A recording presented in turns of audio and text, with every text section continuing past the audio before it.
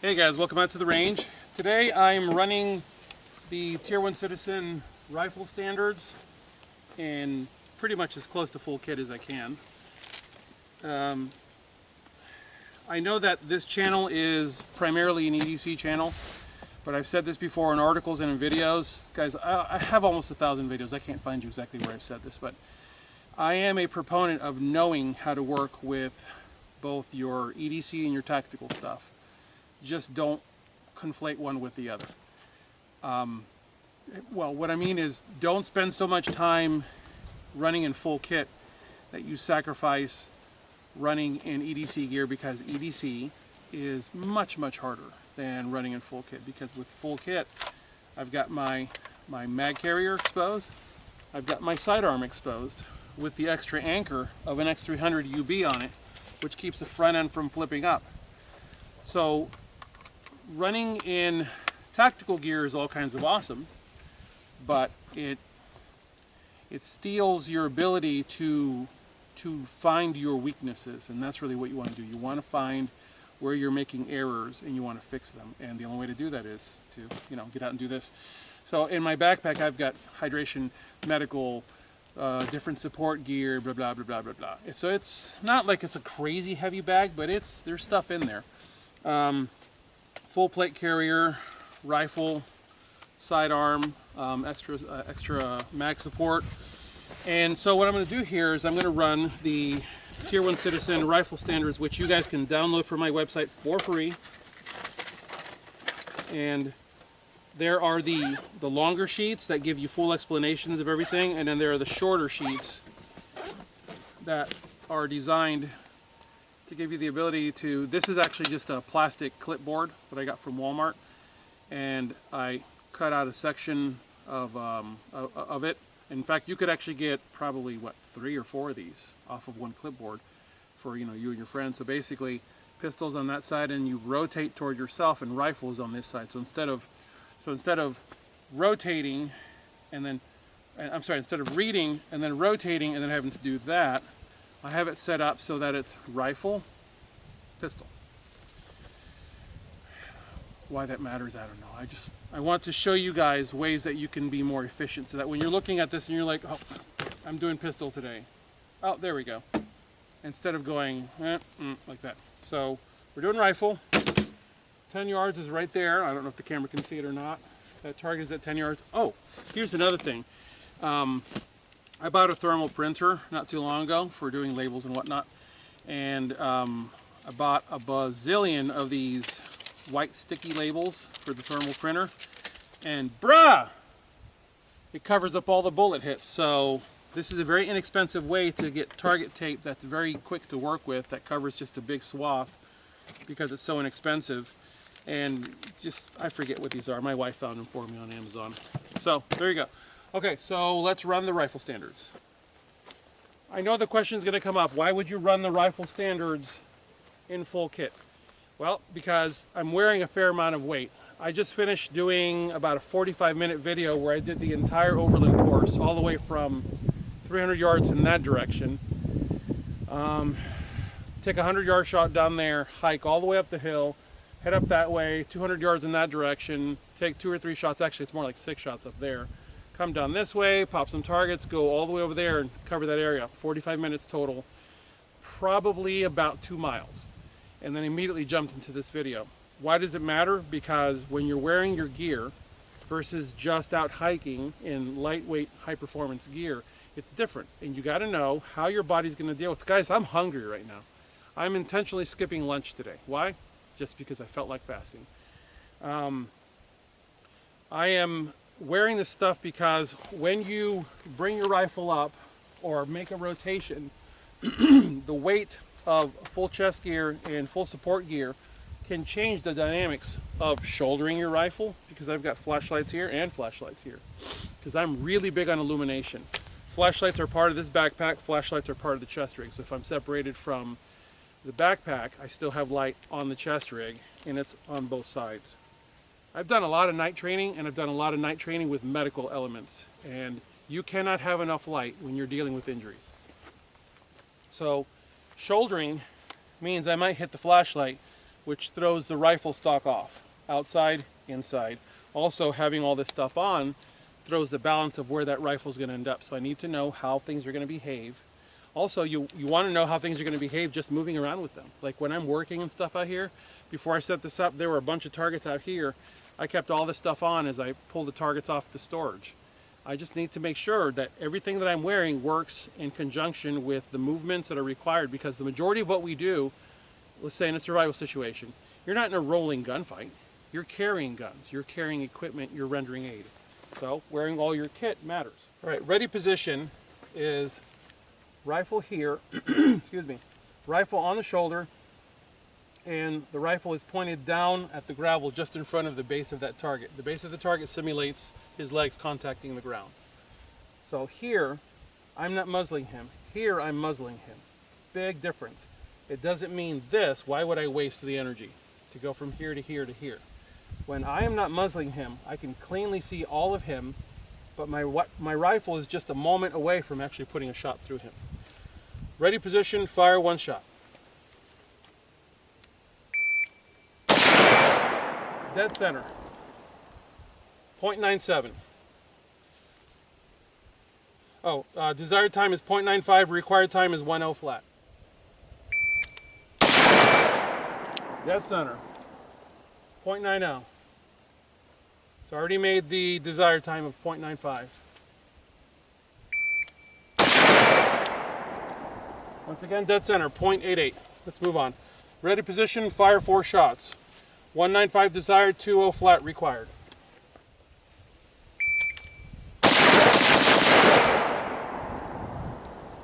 .195. At least I made it. Wow, I actually made the desired of 195. It's finding that cadence. Tick, tick, tick, tick. You know what? Let's tape it up.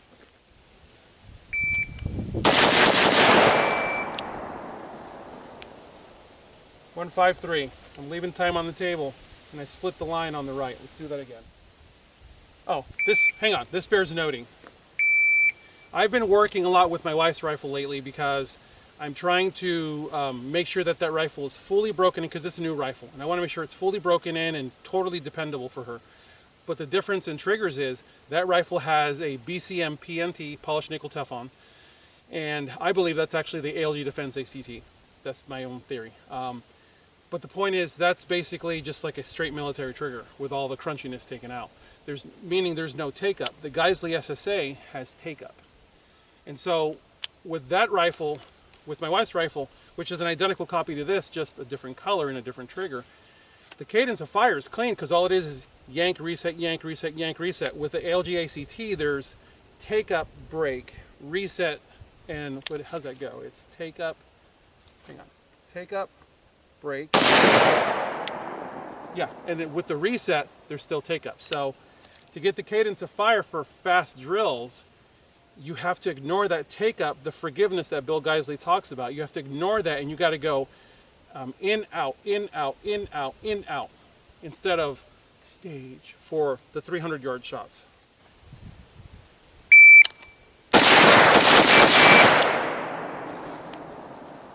.211. Man, I'm getting messy on this. You know what? Hang on.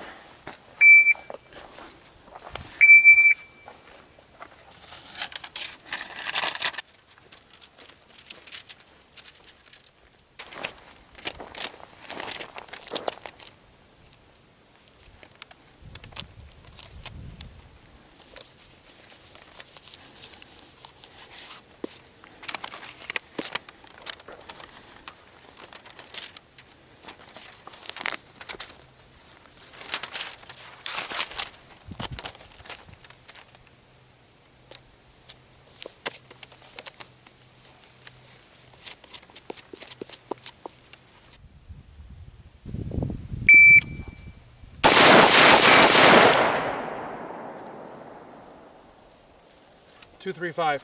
The other thing is that the war comp is so effective at keeping the front end from coming up that it actually tends to push your front end down a little bit, which is rather comical.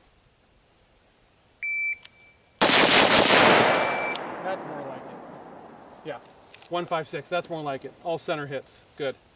Got to muscle the gun. I've gotten so lazy with handgun And I keep forgetting that these rifles with war comps, man, you got to muscle that gun. Okay, hanging, fire one shot. Oh, I love this one. This one has some talking points to it. Okay, hanging means here. It does not mean this.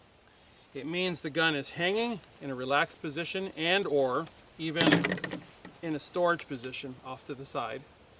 But the point is, you're not standing at the ready position, feet shoulders width apart, knees bent, hands on the gun. The gun is just chilled out and hanging. Remember guys, I wrote these protocols with certain criteria in place. And there's like a full day of training that would be given to you before you even got to these. So that's why I'm giving this to you now. The point of drills like this is to make you aware of the things that you don't even realize exist. And there's a lot in this industry of high-speed cool guy shooting that people don't understand, that the majority of what you do with a long gun in whatever situation is primarily carrying it, is walking with it, it's doing tasks with it, it's knowing how to manage its weight, knowing how to manage the load that you've got with you, and for this particular drill, the criteria is the gun is pretty much stored, you know, hanging off to the side. I don't mean like full on, you know, here. I mean just chilled off to the side. Oh, and also your stance is basically just relaxed.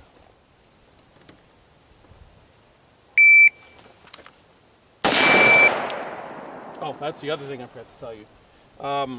The technique 188, the technique that you just saw me do, I picked up from Hank Iverson. The gun, because my hand is relaxed here, even when the gun is in a relaxed position, I'm usually like hanging out like this on it with this hand.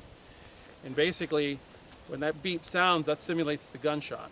And the gun comes up to the shoulder, and from this distance of 10 yards, this doesn't matter.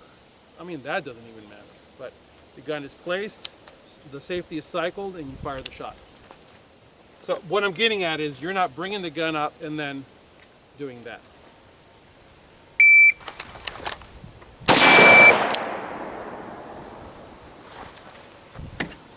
.190, let's tape that up.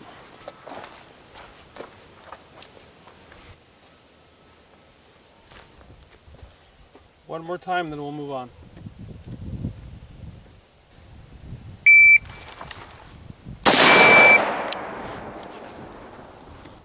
.181, moving on. On target empty chamber, tap rack bang. 240 required, 220 desired.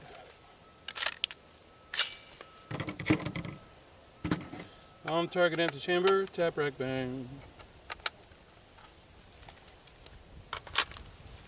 Let's do 240. Oh, hang on. I forgot to tell you. On target means on target, safety off, slack taken out of the trigger, ready to break the shot. On target, empty chamber, tap rack bang. That was good. That was a dead center hit. 228. On target, empty chamber, tap rack bang. 240, desired, desired 220. Required 240, and I got 228. Good. Let's do it one more time. Got one round left. I think I've got an empty chamber thing coming up here pretty soon. So while I know I'm going to run empty, I'm not going to bother doing a tack reload.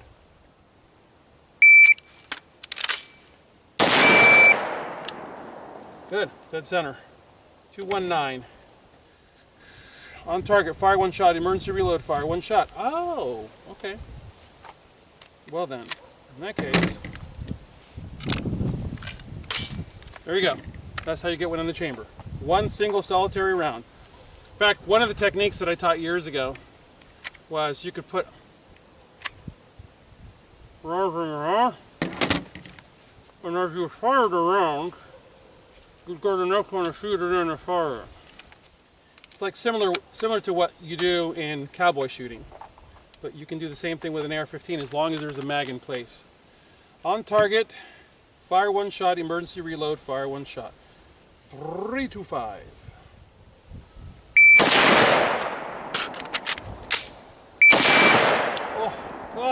Oh! Haven't done that in a hot minute. 336. Haven't done that in a hot minute. Wow.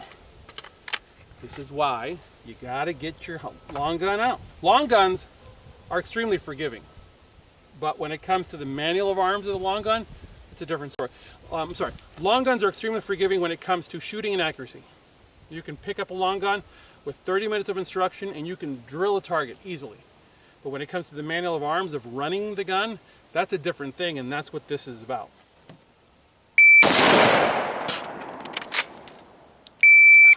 Jeepers. Wow, I am so rusty, it's not even funny. Man. Oh, it did grab it. It did grab that round, didn't it? Jack that thing up. That's still usable. Yeah, that's still...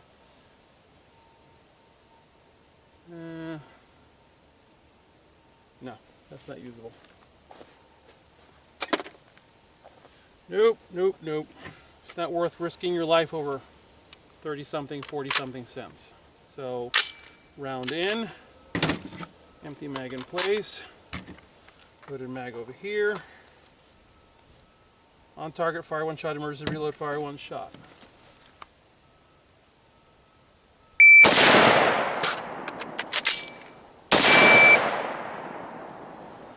.313. See? Made it that time. Desired time 3.0 flat. Oh, man, that tells me I am rusty. 313? Yeah. Oh well. You know what? Let's try it one more time.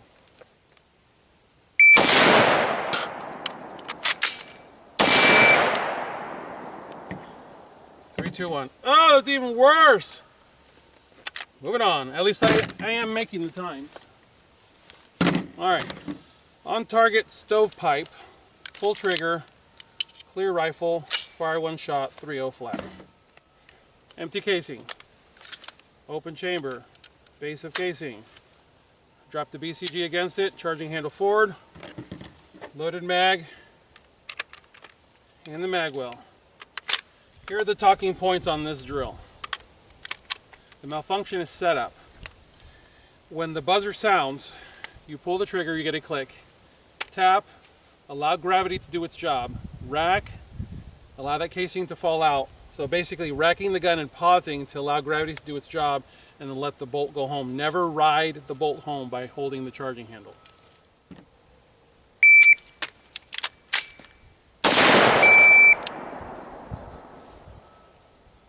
.243.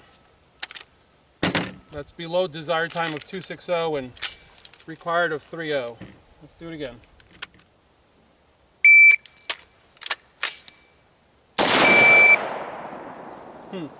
I was not about to pop that shot until I actually knew that I had my side picture.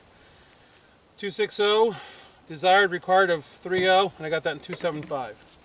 One more time.